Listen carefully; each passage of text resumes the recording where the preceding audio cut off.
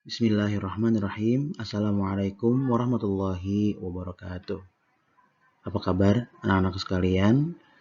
Kembali lagi bersama Bapak Syihab Iqbal Hidayat di pelajaran Bahasa Sunda 7.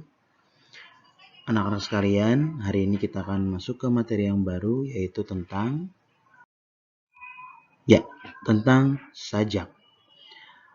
Anak-anak sekalian, sebelum kita mulai pelajaran kita, mari kita membaca basmalah, bismillahirrahmanirrahim. Kemudian silakan dibuka buku kalian halaman 98. Ya, silakan dibuka buku Simpai Bahasa Sunda kalian di halaman 98, yaitu bab 7 tentang sajak. Selanjutnya, sudah ya? Oke. Yang pertama akan kita bahas adalah tentang perkara sajak.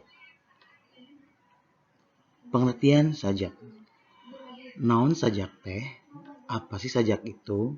Dina sastra Indonesia, sajak disebut sarua atau sama artina jeung puisi. Sama artinya dengan puisi. Dina sastra Sunda, sajak mangrupa bagian tina puisi. Sastra itu merupakan bagian atau dalam bahasa Sunda, sajak itu merupakan bagian dari puisi dalam sastra Sunda. Puisi dina sastra Sunda artina wanda basa karangan anu rakitanana biasana mah pinuh ku wirahma.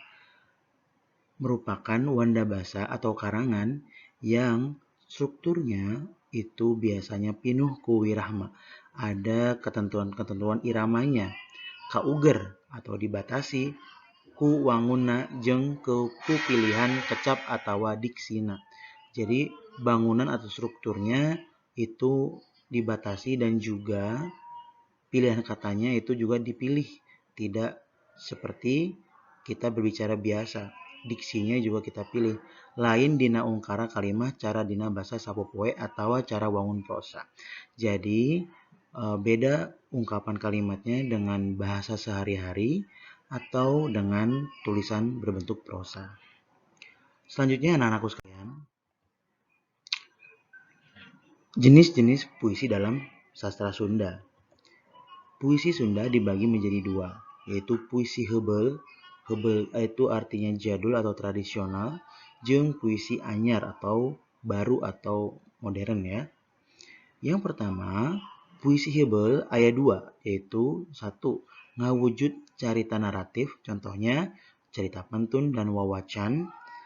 Yang kedua, henteu ngawujud carita, atau bisa jadi hanya puisi mantra, sisindiran, kakawihan, sair jeung pupuh. Nanti kita akan belajar sisindiran, kakawihan, sair jeung pupuh dan pengertian-pengertiannya nanti di kelas 8 dan kelas 9. Selanjutnya anak-anak, kalau puisi anyar apa contohnya, yaitu adalah sajak. Ya, jadi jenis-jenis puisi Sunda ada dua, yaitu pertama puisi heubel dan kedua puisi anyar. Selanjutnya, terus sajak teh naon? Terus sajak itu apa? Sajak teh salah sahiji karya sastra Sunda anu direka. Salah satu karya sastra Sunda yang dibuat dengan dina wangun ugran dalam struktur seperti puisi, sanajan walaupun dina wangun atau strukturnya ugran, sajak mah teu pati tidak terlalu terbatas ku patokan-patokan jumlah engang, jumlah pada lisan dina tiap bait.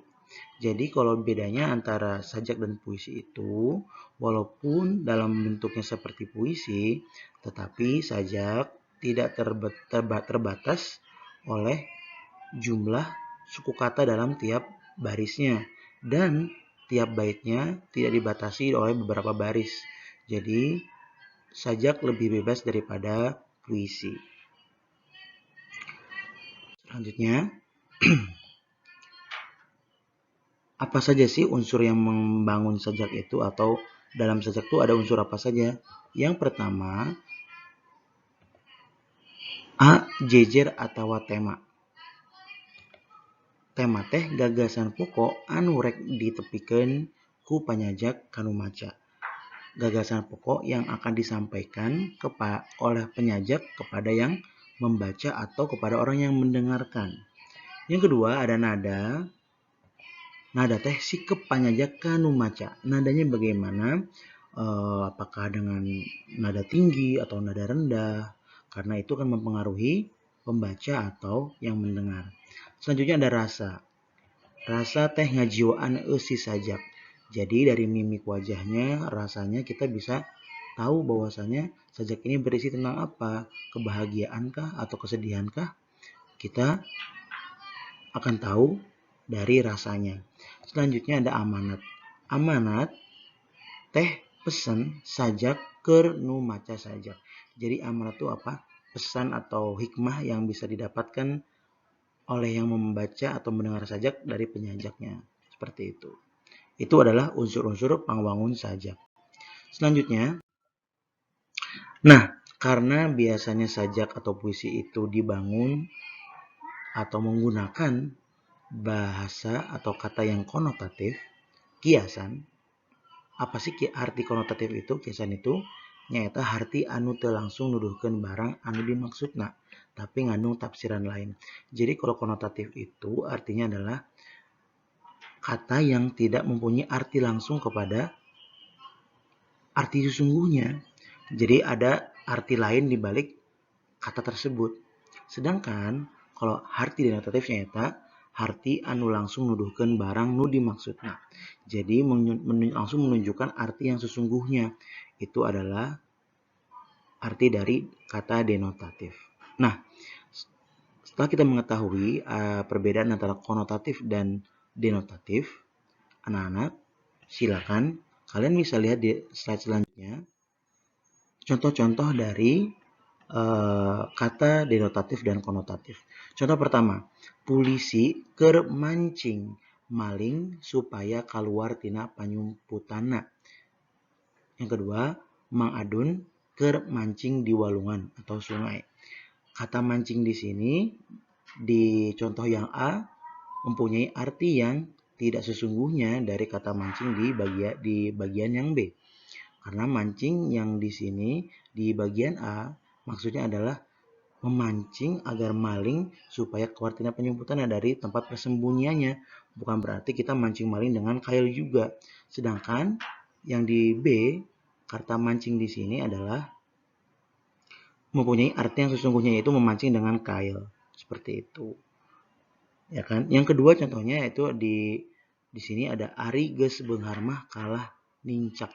Ari geus beunghar mah kalah nincak. Maksudnya kalau sudah kaya mah malah sering menginjak. Nincak itu artinya menginjak. Yang B, tadi balik di sekolah nanang nincak tai kuda. Nah, nincak di sini mempunyai arti dasar yang sama, yaitu nincak itu artinya menginjak. Tapi di bagian A maksudnya bukan menginjak-injak seperti menginjak yang sesungguhnya, tapi nincak di sini artinya adalah menindas. Ari geus beunghar mah kalah nincak atau menindas. Kalau yang di B, tadi balik di sekolah nanang nincak tai kuda. Nah, kalau ini adalah artinya sesungguhnya karena dia benar-benar menginjak kotoran kuda. Seperti itu, ya. Selanjutnya, tugas. Hari ini kita ada tugas. Silakan buatlah kalimat konotatif dan denotatif dari kata-kata di bawah ini menggunakan bahasa Sunda. Yang pertama, satu, ya, kursi. Yang kedua, maju. Nah, kalian gunakan bahasa Sunda. Tiap-tiap kata berarti ada 2 kalimat ya. 1 kalimat konotatif dan 2 kalimat denotatif. Seperti itu. Tugasnya dikumpulkan di Google Classroom ya anak-anak. Setelah ini akan Bapak posting tugasnya. Silakan dikerjakan. Batasnya adalah minggu depan. Terima kasih. Itu saja dari Bapak. Semoga bermanfaat. Wassalamualaikum warahmatullahi wabarakatuh.